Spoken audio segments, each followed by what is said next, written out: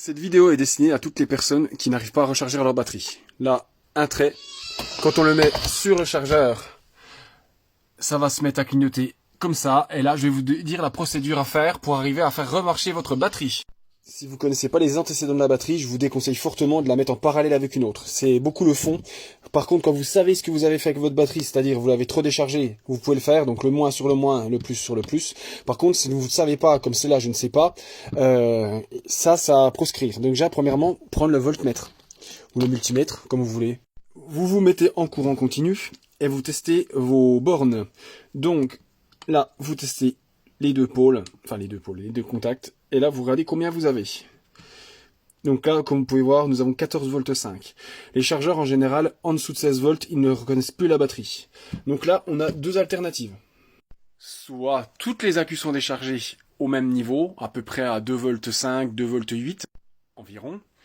Et là, on pourrait faire une recharge avec en boostant avec une autre batterie. Mais moi, je ne prendrai pas de risque, parce que ça se trouve, il y en a une seule dedans qui est déchargée complètement. C'est-à-dire que toutes les autres sont à 4 et l'autre elle a 0 par exemple. C'est un exemple que je donne, hein, c'est de l'approximatif que je vous donne. Et là, pour ça, il faut impérativement l'ouvrir pour regarder. C'est impératif. Vous ouvrez la batterie. Voilà. Faites attention, pas en perdre des bouts. Il y a toujours ce petit truc là qui casse les bonbons, donc faut faire attention quand on l'a défait, surtout les Parkside, ne pas tirer directement, faut repousser cette partie ici. Parce qu'en fait ça peut abîmer les petites LED qui sont dedans. Alors vous prenez une petite pointe et vous poussez cette partie là, voilà, cette partie là. Autrement vous allez casser les LED, ça m'est déjà arrivé plein de fois et ça serait dommage. Donc là on va tester les accus une par une. Étant donné que les accus sont en série, il n'y aura aucun problème pour pouvoir les tester. Donc là, peu importe la polarité, il n'y a pas d'importance, ça fera juste un signe négatif sur l'appareil. Donc là, on teste la première. Elle a 3,90. Donc là, ça annonce rien de bon. Parce que 3,90 x 5, ça fait quasiment 20 volts. Donc ça veut dire qu'il y en a une qui s'est cassée la gueule toute seule comme une grande. Donc le 3,30, pas bon.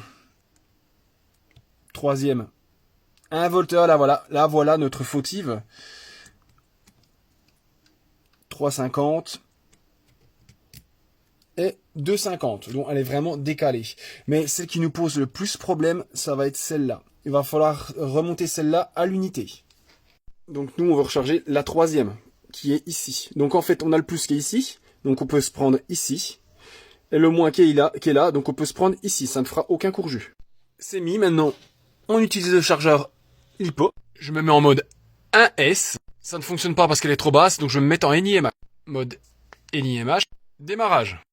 Donc là, on va la faire remonter environ jusqu'à entre 3,50 et 3,80. Là, c'est pas grave si on n'est pas en mode lipo, parce que moi, je vais l'arrêter. Parce qu'en fait, quand on se met en mode lithium-ion ou lipo, ça va arrêter pile poil à 4,20. Et là, si on met en NIMH, la fin de charge n'est pas la même. Mais vu que je vais l'arrêter avant, c'est pas important. Donc là, c'est en appel de courant, donc ça va être toujours un petit peu plus haut. Donc là, je vais attendre au moins 4 pour que ça être sûr d'avoir 3,80. Mais bon, ce qu'il faut se dire, c'est qu'en général, en règle générale, si elles se décalent, c'est qu'elles ont une résistance interne différente ou elles sont un peu plus fatiguées. Donc, si on y fait une utilisation normale, il y aura peut-être pas d'incidence quand on la restaure. Par contre, si on utilise un outil très gourmand, genre meuleuse, c'est très probable. Mais dans l'absolu, quand ça peut nous sauver une batterie, moi je dis, il faut quand même tenter le coup, mais bon, il faut avoir un chargeur LiPo, quoi.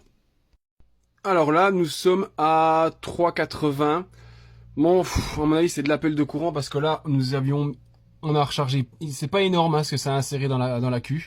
Mais on va quand même tester. On va la décabler pour voir déjà combien elle est en réel. Je vous pose le voltmètre juste là. Et là, on va retester les accus, à savoir, la queue, on va savoir combien elle est. On a 3,50.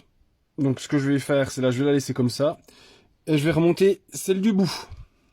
Donc pareil à ce niveau-là, hein, donc je vais mettre le plus ici, donc là, le moins ici, donc là, je vais me connecter là, et je vais relancer la charge.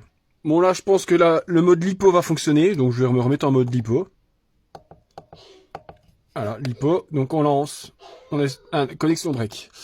Alors j'ai mal connecté, donc je me remets en mode LiPo, je laisse appuyer.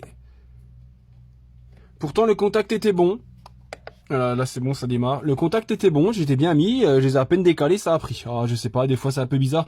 Des fois si ça arrive pas à prendre, à tirer assez d'intensité, ça se met en connexion break, parce que ça tire à peine sur les pointes en fait. Donc là je vais remonter un petit peu, pareil, hein, je vais monter jusqu'à 83, 90. On arrive à 3,80 environ, je vais couper la charge. Et là, on va faire un essai. Voilà, normalement, si je prends ma tension de batterie, là je vais prendre mon petit truc là. Voilà. Hop, si je mets, donc normalement la tension a dû grimper un petit peu. 17,7, normalement ça doit prendre la charge.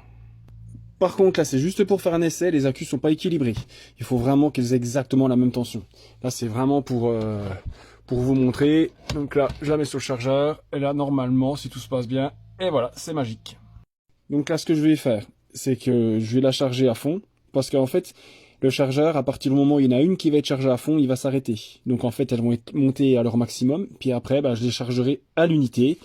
Et en fait, la batterie sera repartie comme en 40. Allez, tchuss!